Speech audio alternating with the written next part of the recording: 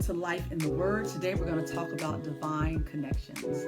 So if you look back over your life, you may realize that some of your successes or greatest experiences were due to a divine connection. I often say that God is the master strategist, right? He is always working behind the scenes to propel us into our purpose and to fulfill his will here on this earth.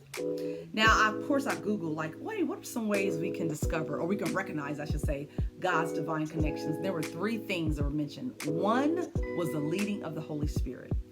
Two was the timing. The timing just happened to be perfect. And three was a life-changing experience. So if you look at a few stories I'm going to talk about today, actually three to be exact, really, really short, you will notice that these stories fit into one of those criteria. So the first one is Ruth. So in the book of Ruth, Naomi, Ruth's mother-in-law, decided to go back to Moab because her husband and her two sons had passed away. She encouraged her two daughter-in-laws, Orpah and Ruth, to go back to their native land. Orpah was like, I'm out, I'm gone.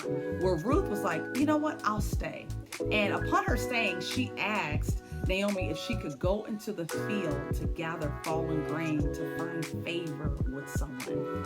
Now, it just so happened on that particular day, at that particular time, Boaz noticed her and asked who she was. And the story goes on. Of course, they were married. They had a son named Obed, who was the father of Jesse, who was the father of David. And of course, we know that Jesus was a part of David's bloodline.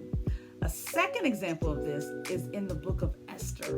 Now, in the book of Esther, you remember Haman wanted to destroy Esther's people.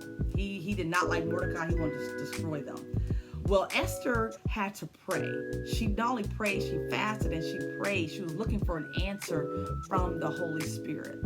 Not only did the Holy Spirit give her an answer, she got a strategy. And with that strategy, she took action.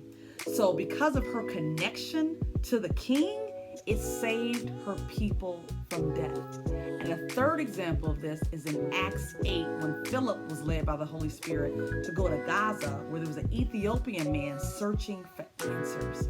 That encounter that the Ethiopian man had with Philip led to a life-changing experience. He was baptized.